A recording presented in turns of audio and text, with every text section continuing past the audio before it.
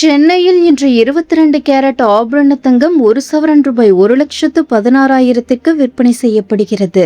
சர்வதேச சந்தை நிலவரம். டாலருக்கு நிகரான இந்திய ரூபாயின் மதிப்பு, உலகளாவிய தங்கத்தின் தேவை உள்ளிட்ட பல்வேறு காரணங்களால் தங்கத்தின் விலை அவ்வப்போது ஏற்ற இறக்கங்களை சந்தித்து வருகிறது.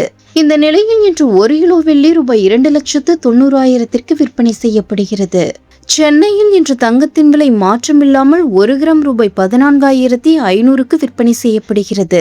ஒரு சவரன் தங்கம் ரூபாய் 1,16,000க்கு விற்பனை செய்யப்படுகிறது.